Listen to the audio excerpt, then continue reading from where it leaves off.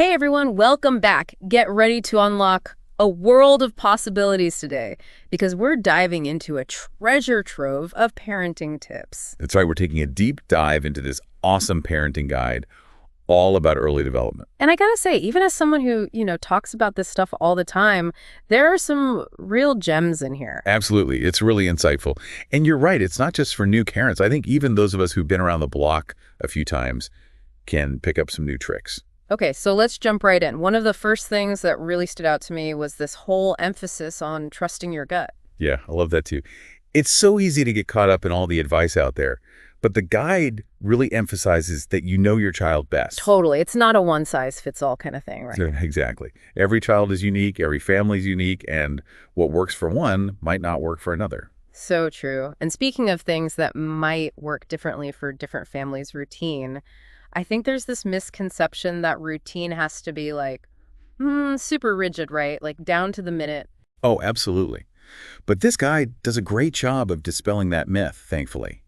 It actually emphasizes that, having a routine isn't about being strict.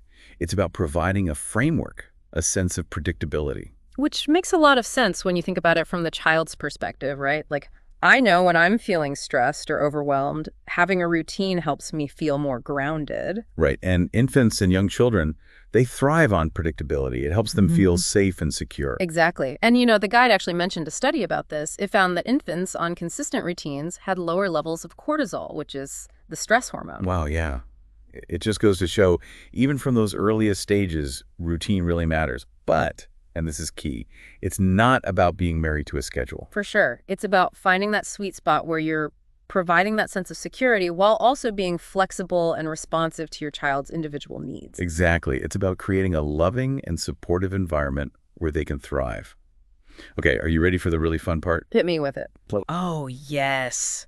This guide calls play a superpower in disguise. I love that. And I think sometimes as parents, we forget that. We get caught up in the academics, the milestones, all that good stuff. But play. Which, don't get me wrong, those things are important, but... Absolutely. But play is where it's at, especially in those early years. It's how children learn about the world, how they develop their brains, their social skills, their emotional intelligence. You know what this reminds me of? The other day, my kid was building a fort, right? And I'm thinking, oh, how cute. But then I realize he's negotiating with his little sister over who gets to use which blanket. He's problem solving, figuring out how to make the thing stand up. Like, whoa. Exactly. They don't even realize they're learning all these essential life skills. Problem solving, creativity, resilience, cooperation, all through play. I know. And it's not just free play either. The guide also talks about the benefits of games, like board games even. Right. Things as simple as taking turns, following rules. Those are such important skills. And games make learning them fun. It's so true. Okay, so we've talked about trusting our gut, the power of play. What else did this guide get you fired up about?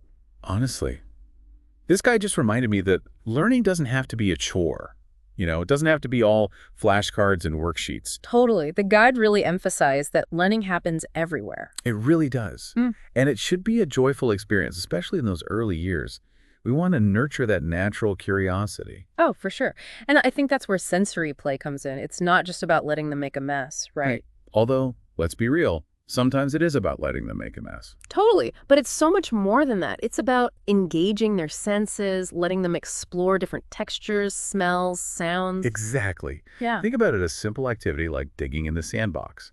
They're learning about different textures, building hand-eye coordination, and developing their spatial reasoning skills. Skills they'll use later for things like writing or building with blocks. Right. I never even thought about it like that. But it makes so much sense. And it all comes back to fostering that love of learning. Exactly. It's about creating those positive associations with learning from a young age. And speaking of positive things, I loved how this guide also emphasizes the importance of self-care for parents. Yes, such an important point. We can't pour from an empty cup. Taking care of ourselves allows us to be the best parents we can be. 100%. Because let's face it, parenting is amazing, but it's also, really demanding. It is. And when we're feeling burnt out, it's harder to be patient, to be present, to be the kind of parent we want to be. Oh, for sure. Plus, think about it. When our kids see us taking care of our own well-being, prioritizing our mental and physical health, that's a powerful lesson in itself. Absolutely. It's modeling healthy habits. And it's teaching them about emotional intelligence, self-regulation. All these vital life skills start with us. So true.